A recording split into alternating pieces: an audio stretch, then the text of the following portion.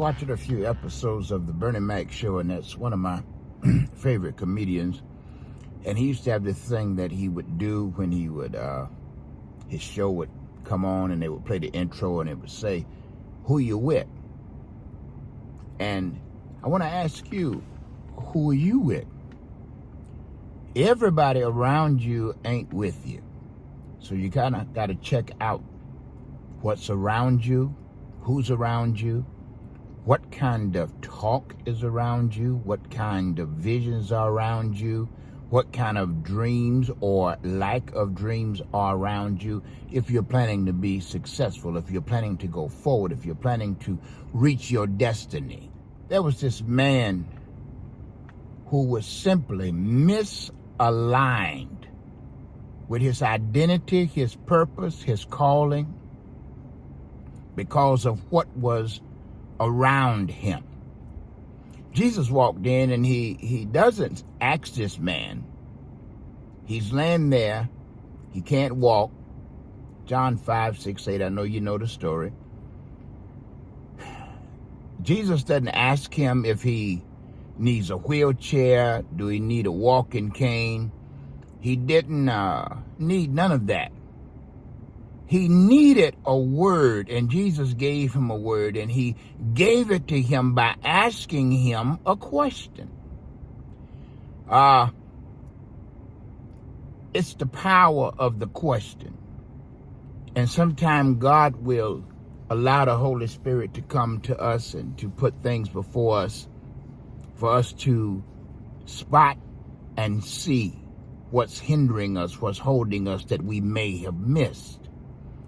He asked this man, he said, "Wilt thou be made whole?" Whole, not healed. He didn't ask him that. He said, "Will thou be made whole?" The man didn't need healing. What his problem was, he was fragmented on the inside. And he was looking around himself for a mirror reflection of who he was. But everybody around him in his environment was lame, halted, blind, and waiting. And every time he saw that, it limited his mind, his resources to dream, to hope, to believe, and most dangerously, to apply effective faith. It caused him to be fragmented. He saw spots here and spots there, but not enough to grab a hold of anything that would make a change.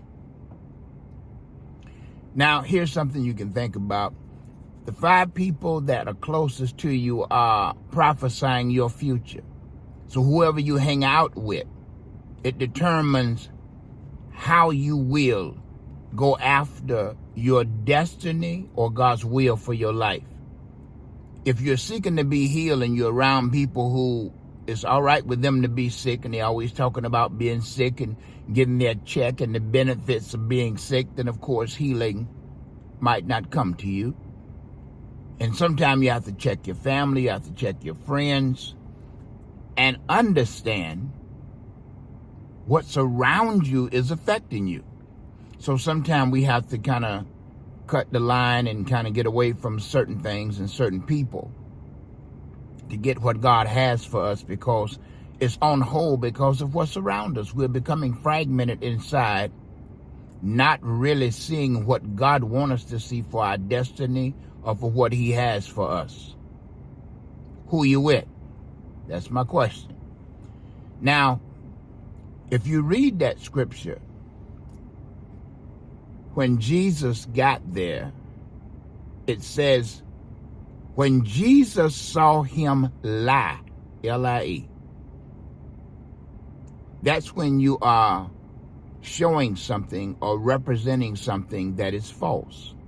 When you are saying something or doing something that's not true. Jesus saw this man lying there, and he knew right away that wasn't his destiny, that was not God's will for him. What's going on in your life that's not God's will, but you are allowing it to be? who you with. You got to adjust some of your company. Who has capacity for your next? Check that out. Most people have capacity for your now, but they're not ready for who God intended for you to be, who God has called you to be. They're accept where you are because in most cases they're seeing you at the very beginning, so it looks like you're nowhere. But they're not ready for your next. Check the company you're keeping, check the people you're calling your friends, even check the family you hang out with closely. Everybody that has the capacity for where you are right now might not have or even be willing to get or receive the capacity for your next or where you're going. God has great things for you, and it's time that you kind of set that in your own mind. You have something that's called reception, conception, and deception. Reception is when you receive the seed. Conception is when you're able to hold on to the seed. And of course, deception is the removal of the seed. When you are en route to the fulfillment of your destiny, you're going to experience this in some form or fashion. How you handle it has a lot to do with the outcome. When you receive that seed, when you receive that vision, when you say yes to God, yes, Lord, I will obey, and you receive that, then you hold on to it with everything you got. And whatever comes against you to remove that seed, you stand against it. Now, that could very well be your mom, your dad, your grandmama, your brother, your sister, your children. Whatever it is, stand against it. When you're dealing with the perfect timing of God, you got to understand that time is always pregnant. It's always pregnant with moments, and moments are always pregnant with opportunities. So if you miss a moment, you miss an opportunity. The devil, the enemy, in whatever form he comes in, he wants you to miss as much as you possibly can. So he distracts you with all kinds of things, from bills to sicknesses to people you find out wasn't as concerned about you as they pretended. They didn't love you the way you thought they did. Sometimes those distractions are designed for you to miss the moments that hold your opportunity. So what you need to do is start seizing those moments. Don't let them get by you. If it's a moment with your grandchild, seize that. That moment might change that child's life. That was an opportunity to plant a seed in their heart and their mind that they will never forget. I have things in my mind now that many of my family members, church members who are going on now, they planted in my heart. They took time with me. They paused a moment and they said things to me or did things, and I saw it, and that made all the difference in the world. Sometimes who you with just ain't with you. And the enemy uses them to distract you, to miss the moments that hold your opportunity. And when you look around at them enjoying sickness, enjoying being broke, enjoying being depressed, I don't know if you have them in your life, but I've been around a few where being mad is just something they mad all the time. Whenever you see them, whether it's Sunday morning, Christmas Day, or just any other time during the year, it doesn't matter whether it's the first, second, third, or fourth Sunday, they are mad. They're mad about something. They got complaints about everything. Did you know that complaining is speaking the language of demons? You're expecting God to move in your situation while you're complaining or speaking the language of demons. That halts your progress right there. You got to change everything you're saying, no matter how bad it look, how bad it feel. You got to change it and show your gratitude. God, I'm grateful. I used to be able to jump over chairs when I preach and run down the aisles of the church and run around the church. Now sometimes I can barely walk in, but when they give me that mic, I'm just grateful. Not only that I'm still here, but I still have joy. I still have my testimony.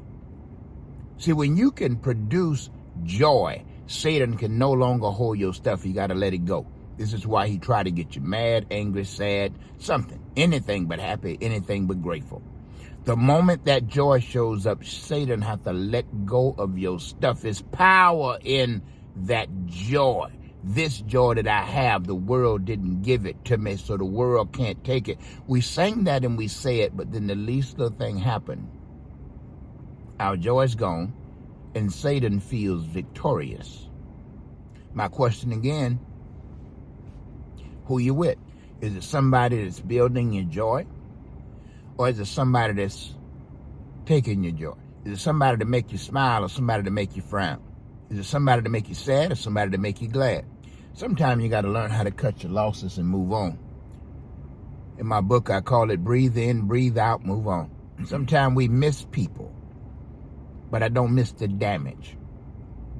I don't miss the hurt. I don't miss the pain. I don't miss the tears. Sometimes you got to make a decision. Yes, I want to be happy. I want to enjoy God like never before. He gave me life, and he intended for me to have it more abundantly. Not just existing. A lot of times when we talk like that, we try to fit those scriptures just on money. But see, God, he don't just cover one area. He wants you to have abundance and joy, abundance in love, abundance in happiness, abundance in health. Not just money. Money is a part of it, and it comes. But it's not just one thing. When you realize the value of what you already have, my goodness, your richness goes up. It increases your rich status, your social status, your financial status. Everything increases then because you're starting to value what you already have. Some people don't put value on anything. They have a car and they can go from A to B, but they complain about the car because the air conditioning doesn't work right. Crack your window or let it all the way down. It beats walking, and sometimes riding the bus is a nice thing. Sometimes it's not. You got your own car.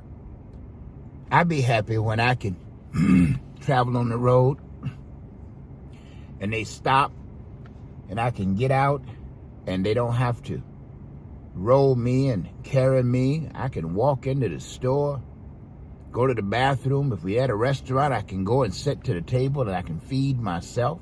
I've seen many other situations and it wasn't like that. We was happy to help them. We were happy to feed them if we had to be. But since you are not at that point yet, be grateful to God that he's kept you like this thus far. Sometimes I use the term I'm rich because rich is when what you have works for you. Rich people don't work for their money. Their money works for them. And so sometimes I use the term I'm rich because what I hold to keep around me, it works for me. It fills my joy. Builds my faith. Lifts me up. If I lose my faith, it'll find it and bring it back to me. I keep those kind of people around me. I try to stay in that atmosphere. There's a word that they used to say back in the day called muster, M-U-S-T-E-R. Sometimes that's when you try to bring together everything you have to do one thing. You got to gather together the strength. Sometimes you need to muster up a small aggregation of folk around you that will strengthen your faith, build your joy, help you to see your vision clearer. Some people are around you but not with you. They will never be happy to see you happy. When you're around the right people, it changes how you think. It changes how you talk. Your words, they become the meditation of your heart. And you have to see your words as soldiers that are going ahead of you, going before you to fight on your behalf. If your words are not right, many times we defeat our own self.